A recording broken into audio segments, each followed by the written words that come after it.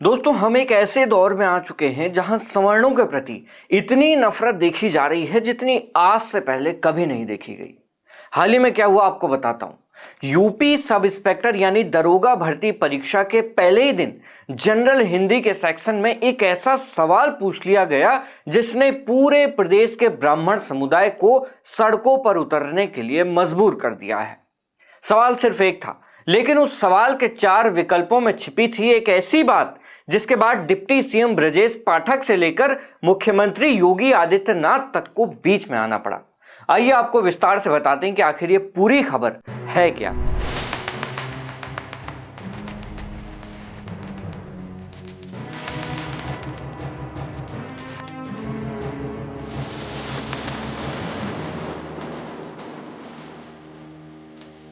नमस्कार, मैं हूं उमेश द्विवेदी और आप देख रहे हैं सरकारी मंथन। दोस्तों, बात शुरू होती है शनिवार 14 मार्च 2026 से। उत्तर प्रदेश पुलिस भर्ती एवं प्रोन्नति बोर्ड यानी यूपी पीआरपीबी की ओर से सब इंस्पेक्टर और अन्य समकक्ष पदों के लिए 2 दिन की लिखित परीक्षा का आयोजित किया गया था। छात्रों को 26 पन्नों का एक प्रश्न पत्र दिया गया जिसे 4 हिस्सों में बांटा गया था। सामान्य हिंदी, मूल कानून और संविधान, संख्यात्मक योग्यता और मानसिक अभिरुचि। अब कहानी में मोड़ आता है सामान्य हिंदी वाले सेक्शन में।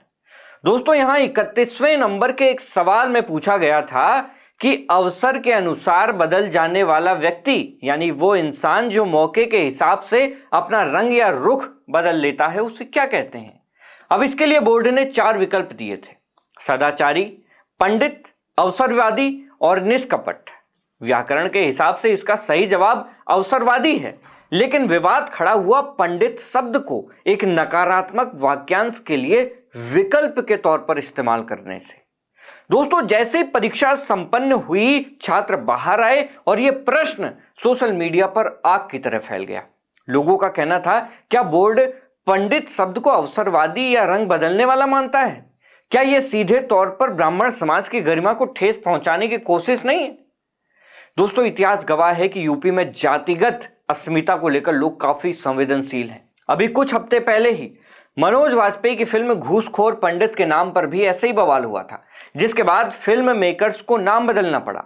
और अब सरकारी परीक्षा के पेपर में ऐसा विकल्प आना आग में घी डालने जैसा काम कर गया।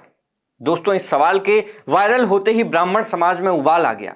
लखनऊ की सड़कों पर अखिल भारतीय ब्राह्मण महासभा के कार्यकर्ता उतर आए। बोर्ड के खिलाफ नारेबाजी हुई और पुतला फूंका गया। राजनीतिक गलियारों में भी इसकी तपिश महसूस की गई। यूपी के डिप्टी सीएम ब्रजेश पाठक, जो खुद प्रदेश में ब्राह्मणों का एक बड़ा चेहरा माने जाते हैं, उन्होंने सोशल मीडिया प्लेटफॉर्म एक्स पर सीधे तौर पर मोर्चा खोल दिया।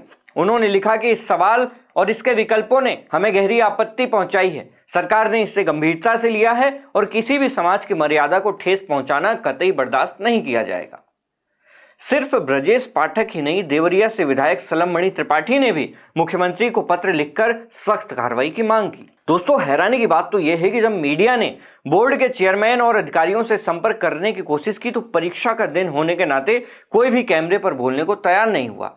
लेकिन देर रात बोर्ड के एग्जाम कंट्रोलर ने सफाई दी। उन्होंने बताया कि पेपर बोर्ड खुद नहीं बनाता, बल्कि इसे गोपनीय संस्थाओं द्वारा तैयार कराया जाता है।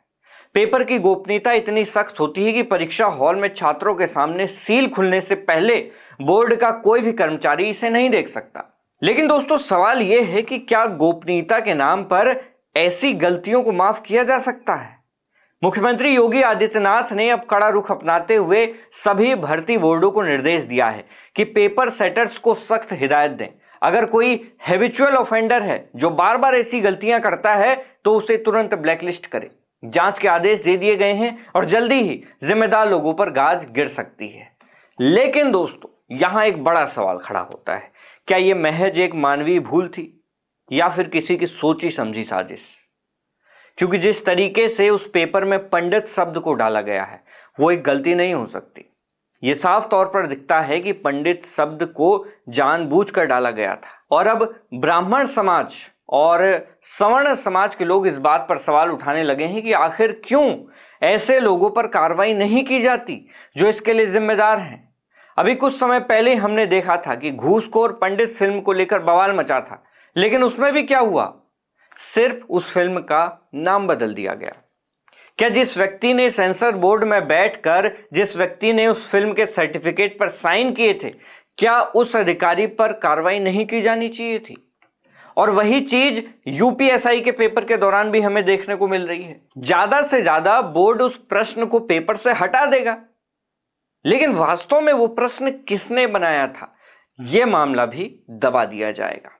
कहीं ना कहीं सरकार पर भी ये सवाल उठते हैं कि सरकार ऐसे मामलों में कोई भी कड़ी कार्रवाई नहीं करती, सिर्फ फिल्मों का नाम बदलकर या फिर उस प्रश्न को पेपर में से हटाकर ही खाना पूर्ति कर दी जाती है।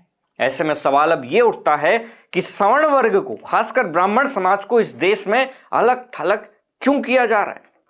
दोस्तों, आपकी इस मुद्दे पर जो भी राय हो हमें कमेंट बॉक्स में जरूर बताएं। मैं हूं उमेश द्विवेदी और आप देख रहे थे सरकारी मंथन। नमस्कार।